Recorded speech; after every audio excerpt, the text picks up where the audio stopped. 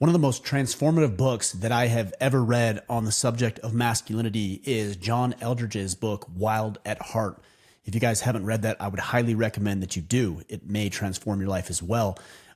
There's a quote inside of that book, Wild at Heart, that says, "Deep in his heart, every man longs for a battle to fight, an adventure to live, and a beauty to rescue." And guys, unfortunately, I think there are too many men out there. You may be one of them. I certainly have in the past, where we don't have any of those. No battle to fight, no adventure to live, and no beauty to rescue. Today, I want to focus on a battle to fight. There is an epidemic among men of depression, anxiety, suicide. In fact, there are studies that suggest that suicide is 4 to 5 times higher for men than it is for women. And there's a reason. It's multifaceted, sure. But I think at the end of the day, there's a lot of lack, I should say, of fulfillment, purpose, and meaning in a man's life. So today, what I'm going to do is I'm going to talk with you about 6 key things that you can do to find your battle. We'll talk about the other things another time, but for today, we're talking about a battle to fight. Why it's so important for a man to have a battle, 6 things that you can do to identify and build your battle, and hopefully that will bring you some, not peace necessarily, but some fulfillment and meaning and purpose behind your life. So guys, we're going to get into it. I do want to mention very briefly that next week, on Friday of next week, so a week from today, we're opening up our exclusive brotherhood, the Iron Council. This is a band of brothers, over 1,000 men strong. We're working together. We're focused on our own goals, ambitions, desires. We're implementing systems and tools and processes that are proven to work now with tens of thousands of men all across the planet. And I'm very, very excited. It's my goal to make this the largest enrollment that we've ever had for the Iron Council. And it's not so much about the numbers. It's the fact that we're reaching more and more men. We're impacting more communities, more families, more businesses, more neighborhoods, and more people than we ever have. So if you're interested in banding with us, I'd highly encourage you to check out the Iron Council. You can learn more, watch a quick video, figure out what we're all about, and of course, get registered and signed up to band with us at orderofman.com/Iron Council. And inside of the Iron Council, we're talking about our own battles and things that we should be fighting as well. Now, before I get into this, I will say that there's a lot of battles out there. There's a lot of hardship and challenge and strife and struggle and turmoil in life, just as an inevitable part or dynamic of our life experiences. I'm not saying that we should just take those on just because. When I say battle, guys, what I'm talking about is an intentional, purpose-driven battle. Something that is meaningful and significant to you, something that is a problem that you identify in the world, something that you are uniquely qualified to address. Maybe you have experience or insight that nobody else has, and something that you can provide and offer to the world. I don't buy into the suffering for suffering's sake. Now, I do agree that we should suffer in training so that we can be more adequately prepared for real life, but suffering for the sake of suffering is stupid. There's no significance or purpose or reason to do that. If we're going to suffer, we should have some meaning behind it. And hopefully through the 6 points I'm going to give to you today, we will be able to find some of that purpose and meaning. So guys, the first thing that I want you to consider is, obviously we know it's important. I think that most men, if not all men, have some vision of the future, have some way they identify themselves or see themselves, whether it's next week or next month, next year, in the next 10 years. We all are ambitious, and we all have hopes and desires and dreams and aspirations. Unfortunately, in modern culture, too many of us are relying upon somebody else to figure out what that is, or somebody else to provide that to us. I liken it to an injured animal, let's say an eagle that breaks its wing, and some bleeding heart finds the eagle and brings the eagle in and nurses the eagle back to health and does everything that they can to take care of that eagle, and then they release the eagle back into the wild. Well, if you're in captivity for too long, there's no way that you're going to survive in the wild. And that is true about government handouts, fail-safe methods that are provided by society. The more you accept that, not only are you losing a little piece of your soul when somebody gives you what you know you should create and provide for yourself, you're actually hurting yourself. You're harming yourself. Now, I'm not saying you shouldn't take a hand when it's offered, especially if you do need the help, but man, you got to get out of that as quickly as you possibly can, because the whole goal for you is to go out and be sovereign, to provide your own way, financial resources, spiritual provision, mental clarity, so you can lead and protect and preside, which is something we often talk about here. So guys, I want you to go out and do this on your own. And I think deep down, you want to do it as well, because each man is asking himself, and this goes back to John Eldridge's book, am I enough? Now he says for women, they're asking, am I lovely? And I know people hear that and they're like, oh, beauty's not the only thing. That's not what he's talking about. Lovely is a nurturing, kind, empathetic, compassionate, supportive, all the things that we love to see in feminine women.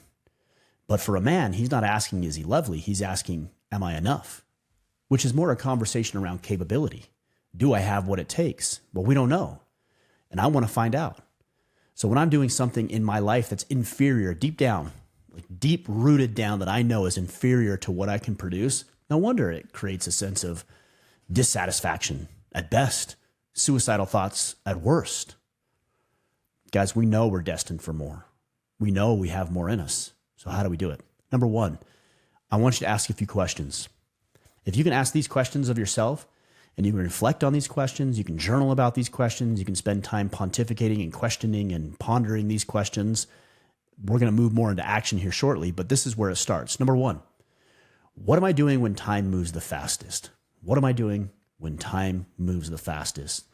Because if you're fully present and engaged in something, then you know that it's taking all of your attention and you aren't focused on what else you have going on, what's going to happen in the future, what's happened in the past. You are fully present in the moment. What are you doing when time moves the fastest? Number two, what are you doing that people are continually asking you for advice on? Maybe it's photography. Maybe it's marketing. Maybe it's gardening. Maybe it's firearms training. Maybe it's some sort of proficiency with work. Maybe it's learning how to speak better in public.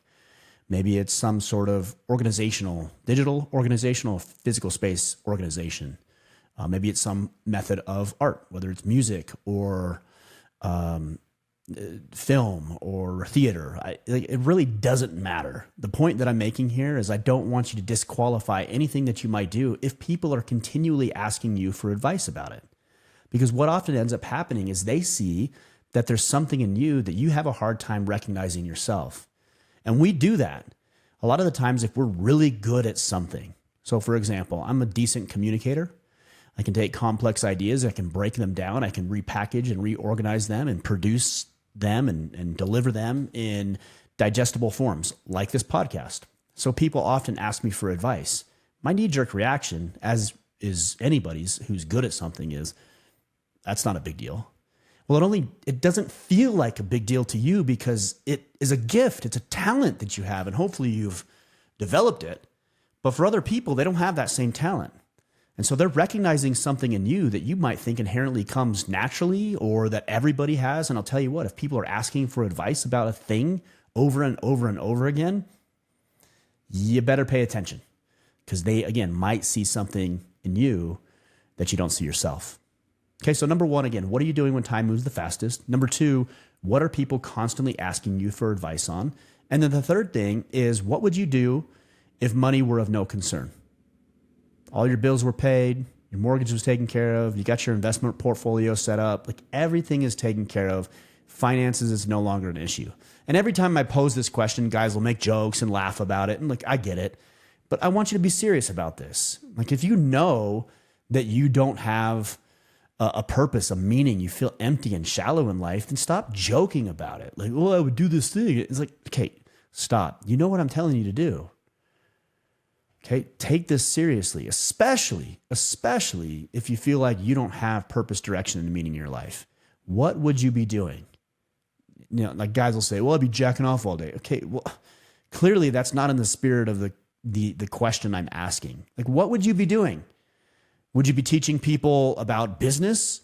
Would you be serving orphanages? Would you be training firearms? Would you be painting landscapes? Would you be taking pictures of people? Would you be building websites? Would you be building furniture? Like what? And if you can't answer that question, then maybe we're not even to the point that I'm talking about now. You got to find some hobbies, find some activities, find some interest, create some dimension to your life.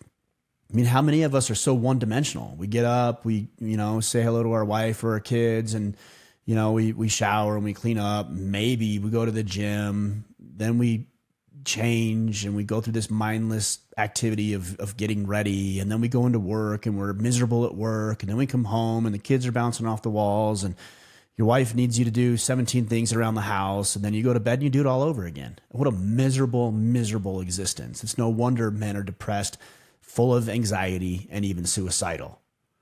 Because you've got to create some dimension. You've got to create some edges to your life.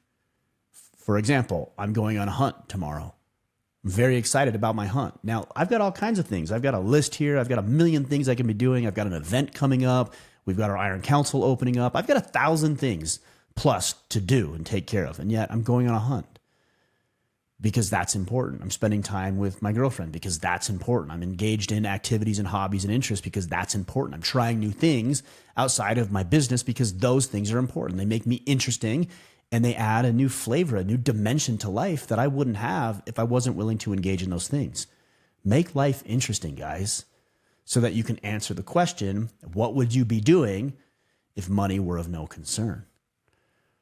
If you figure that out, man, we can teach you how to make money. I mean, there's people making money doing some crazy, wild stuff. So whatever it is, you don't worry about that. We'll talk about that later. But for now, what is it that you'd be doing if money was of no concern? And then the last thing that I want to share with you, because it's, again, this is so important that we get the mental side of this right. What injustices do you see in the world?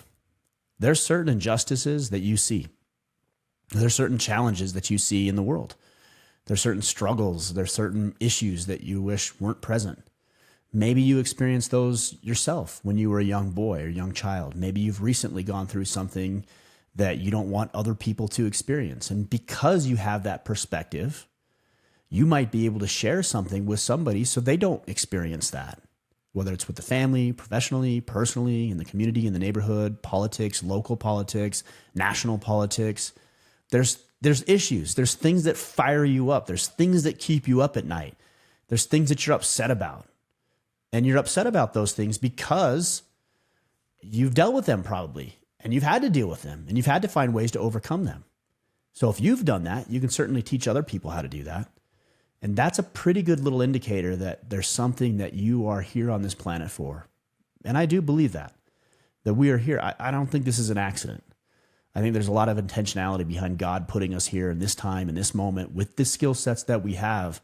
And we're meant to share those things with the world. We're not supposed to hide our light, as the Bible may say. We're supposed to share, burn brightly, and share those things with the world. What is it that fires you up? What solutions do you have? What experiences are you familiar with? And how can you use that information to serve other people?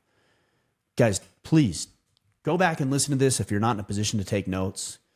If you are in a position to take notes, please take notes.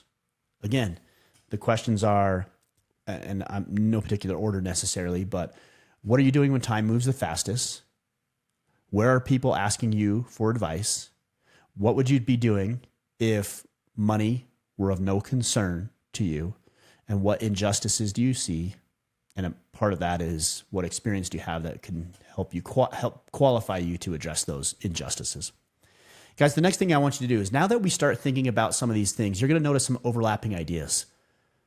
And once you have those overlapping ideas, I think it's important that you begin to make a plan. Now, some of us get stuck in this paralysis by analysis. These are the analytical types. This is not me, by the way. But they'll ponder and they'll stew and they'll pour over all the minute details and the trivial nonsense of a plan. And if that's you, less planning.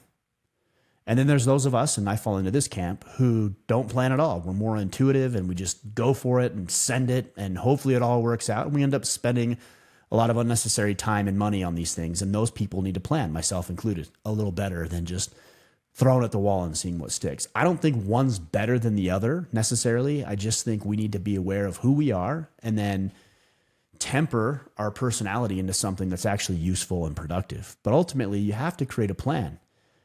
I started Order of Man in March of 2015, March 15th, 2015. So we're 9 years into this thing. And my plan was to start a podcast and a website. I started going to events. I started networking with people. I started inviting people on the podcast. I built the website, and then it was build social media profiles. And then we decided to do an event. And then I decided we'd start this closed brotherhood of 12 people. That was the Iron Council. And now we've got over 1,000 people as part of that organization. So it started with a plan. But the point 3 that I want to share with you is that it's always taking the next step. And I often say this, what's your next first step? Because sometimes what happens is when we look at something that we might be excited about, if you answered those questions about what is your fight, what is your battle, and you've started to identify something, sometimes you look at everything that needs to be done in order to accomplish things, and it just becomes so daunting and overwhelming, especially considering that we have so much going on in life with our personal lives, our professional lives, our hobbies, activities, interests. There's so much going on that it becomes daunting. So what I would suggest, rather than add to your plate of anxiety, because that's what we're trying to alleviate to some degree, is instead of looking at the entire picture, just ask yourself, what is the next first step? Again, when I started Order of Man, it was a podcast. When I got the podcast up and running, it was social media. When I got the social media up and running, it was building out a Facebook group. When I got that up running, it was building a closed brotherhood. When I got that up and running, it was do a live event. When I got that up and running, it was opening up the Iron Council. When I got that up and running, it was buying a new property that we could facilitate our own events on. You can see where this goes. But it's always about what the next first step is. And I say first step because it's just one of one. I don't need you to worry about the next 100 things that you need to do. I need you to worry about the next one thing that you should do. And take that step, take that action, and allow it to see where it goes. Don't put so much weight on it. Don't put so much emphasis on it. Don't freak yourself out and say, well, if this doesn't work, my life's over. I know we joke about that, and you might laugh as I say that, but it's true. I've seen so many men not do things because they're so paralyzed by the fear of doing it that they won't allow themselves to do it. Give yourself some grace. Give yourself some slack. It's okay. If you start a podcast, don't say that, oh, you know what? If this podcast doesn't work, then I just don't know what I'm going to do. I'm going to have to go back to my old job and it's going to suck and I hate life and life's miserable and things on the family front aren't going well. Okay, stop. You don't need to know all that. If you want to start a podcast, then just start a podcast and just let the chips fall where they may. I'm not telling you to do it haphazardly. I'm just saying allow yourself some grace. What's the next first step of starting a podcast? Maybe it takes off. That'd be great. It's probably not going to. Let's assume it does. Great. No problem. Let's assume the more realistic thing is that it doesn't take off. That's okay. You got to figure, we've tried so many different things. I've tried different podcasting formats, different podcast guests, hosts with me, different platforms, different methods. I've tried it all. And I will continue to experiment. And you know what? If something doesn't work out, I just write that on the, whoops, just dropped my pen there. I just write that on the doesn't work out board. And then I do something else. Give yourself an opportunity and permission to pivot, adjust, and move on. All right. So we've talked about the questions. We've talked about creating a plan. We've talked about now, step number 3, taking that next first step. And the fourth thing, and this is very important, guys, continue to make yourself more capable. If you're anxious, if you're depressed, if you're suicidal, if you're frustrated with life, I'd be willing to bet it's because you have a vision of who you want to be, at least to some degree. It may not be perfect, but you have some vision of who you want to be in life, and your actions are not in alignment with who you want to be. And that disparity, which I call the integrity gap, is so vast. It's so wide. It's so daunting. It's so frustrating that you don't even dare take the first step. Guys, what we need to do as men, because again, what question are we answering according to John Eldredge? Am I capable?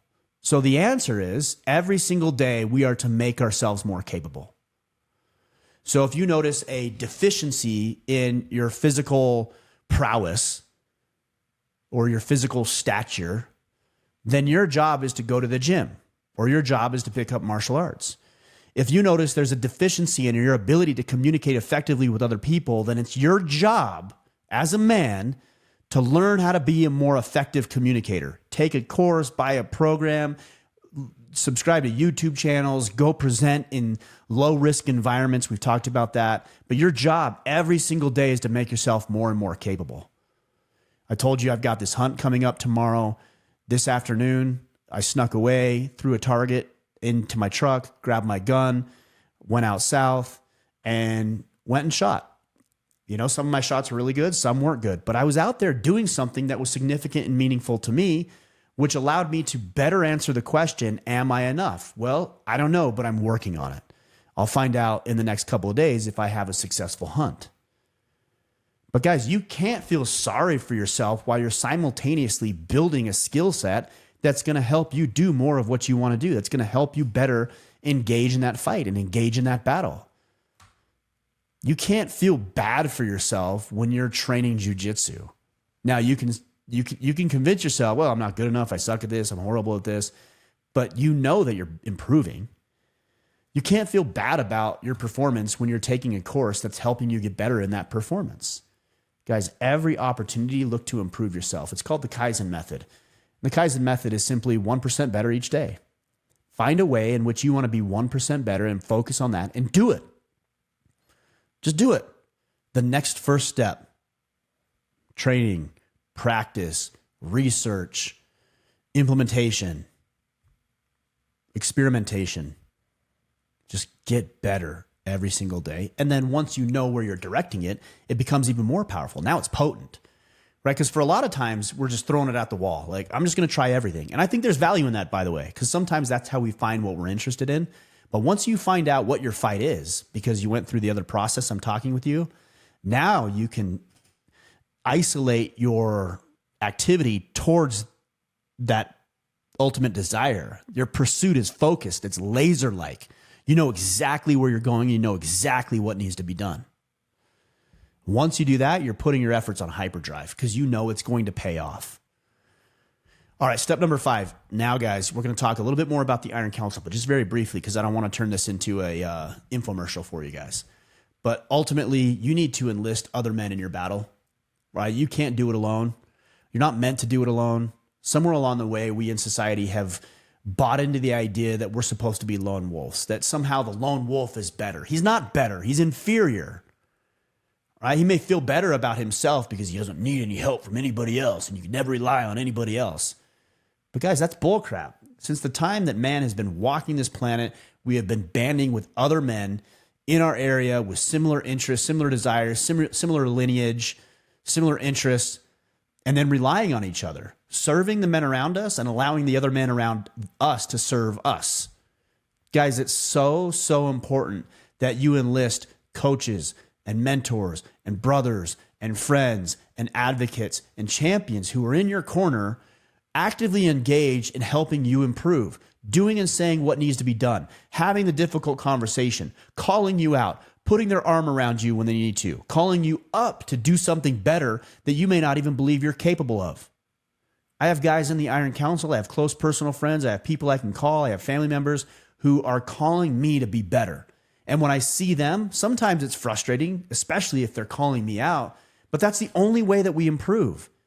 We can't change our life or our circumstances in this little narrow box of our own mind that we've created for ourselves. That's the reason you're listening to this podcast. You already believe what I'm telling you. If you didn't believe what I was telling you, you wouldn't be listening to this podcast or any other podcast you might listen to. But you know, new knowledge comes from external sources, not internal ones. Listen to podcasts, read books, go to programs, go to events, buy and purchase courses, join the Iron Council brotherhoods, read the Bible. Like, there's stories and there's lessons and there's examples and there's people who want to serve you.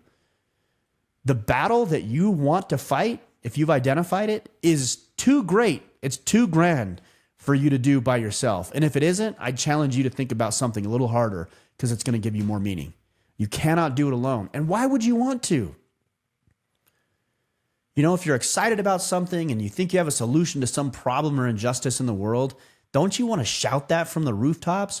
Don't you want to proselyte that mission, whatever that mission may be? Don't you want other people involved spreading the message? Of course you do. So it's time that we enlist other brothers, other men in our corner. And they have to be men, by the way. And I'm not saying you can't have female friends. Sure, if you want. That's another discussion for another day. But you do have to have some men in your corner where it's exclusively men that you can talk with, address these things, because they're going to hold you accountable and hold you to task in a way that the women in your life either won't or can't. You have to have men in your corner. And guys, the last thing that I want to share with you here today is that on your quest for this battle to fight, as John Eldredge would say, look at this as a process of evolution. I look at pictures of myself from 2 years ago in the midst of some really challenging circumstances with alcohol abuse and the beginning of the end of my 18-year marriage. And I'm a completely different man than I was 2 years ago. And I hope that I'm a completely different man in 2 years. I don't want to be the same person. Every once in a while, I'll have somebody on social media say, well, Ryan, what you said today conflicts with what you said 7 years ago. Well, I hope it does. Because if I'm saying the same thing 7 years later, what in the world have I been doing with the 7 years of my life that I could have been evolving and growing and morphing and changing and improving and becoming a superior version to the man I was 7 years ago? Don't ever listen to somebody who has a vested interest in you staying the same, maintaining the status quo. Your job on this planet is to serve other people in meaningful and significant ways like we're talking about today. And the only way you can do that is to evolve, is to make yourself into something better. Physically, mentally, emotionally, spiritually, relationally, financially. Start covering all these bases. I don't care where you're at right now. I really don't. If you're 100 pounds overweight, I don't care. I don't look at you negatively. But get on the path. If you're $100,000 in debt, I don't care. I'm not going to look at you negatively. I just want you on the path. Every once in a while I go into the gym and I'm tempted to, belittle, at least in my own mind, I don't do this vocally, somebody who might be 100 pounds overweight. And then I remember that's a guy who's actually getting into the gym. That's a guy who's evolving. That's a guy who's getting better. How dare I make the assumption that he's not doing what he should be doing? He's there. He's doing the work. How many of us aren't? Maybe you've been in bad situations. Maybe you're an alcoholic. Maybe you abuse drugs. Maybe you're into pornography. Maybe you're into debt and you're up your eyeballs. Maybe you've gone through a divorce. Maybe you're not in the shape that you'd like to be. Okay. We all got to start somewhere. So regardless of where you are on the path, your only job is to be better today than you were yesterday. And then tomorrow, it's better than you were today. Evolve. I mean, isn't that amazing? That's such an amazing thing as a human being. Most animal species, and I'm not a biologist by any stretch of the imagination, but I believe that most animal species are operating purely from instinctual evolution. They just instinctually know, like, this is how we perform. Maybe it's been taught to them, through observation, but generally that's how the animal kingdom works. There's no consciousness in it, is what I'm saying. But as a man, you're conscious. You're sentient. You have the ability to decide to be better than you were yesterday. And the only question is, are you going to do that? Guys, I think John Eldredge nails it and surmises perfectly what we should be doing as men. And I try to steer away from the shoulds and you should do that and you ought to do this. But I think deep down, I think that if, as John Eldredge says, you have a battle to fight, an adventure to live, and a beauty to rescue, I think you're going to live a more fulfilled life. I think you're going to serve more people. I think you're going to create more prosperity and abundance in your life. I think you're going to be happier. I think you're going to have more significance in your life, and you're going to walk a little differently than you did when you didn't have anything going for you. This is our calling. What is your battle? It's not my battle, by the way. A lot of people will reach out, hey, you should talk about this. And maybe I will. I appreciate those suggestions, but my retort to that is, you should talk about that. I'll talk about it too, but in the meantime, you should talk about that. Sounds like it's important to you. So you start talking about that. And that's not a dunk. That's not a slam. I'm not saying it. I'm saying, no, I'd really like, if that's an issue, then I want you to address that, and I will help you. I will support you. I'll talk about it on my end, but we can't pawn off these responsibilities and think, oh, well, Ryan should talk about it. Jocko should talk about it. Andy Frisilla should talk about it. No, you talk about it. You do something about it. That's your battle. And you can enlist me. Point number, what was it, 4? 5. Enlist other men in the battle. You can enlist me. You can enlist other people, but that's your battle.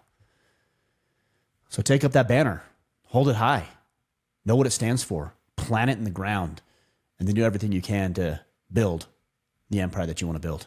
All right, guys. I hope that serves you. If there's other pointers, tips, other things you want me to talk about, please let me know. In the meantime, check out the Iron Council at orderofman.com/Iron Council. You can watch a quick video. You can drop your email in there. So I'll give you a heads up when we open up on the 15th. I'll send you an email and we'll have you there with us. We're talking a lot more about this, but not just this 30,000 foot view that we often do on the podcast. We're getting down to the details, and I'm going to hold your ass accountable to getting done what you say you want to get done. All right, guys, we'll be back next week for our interview. Until then, go out there, take action, and become the man you are meant to be.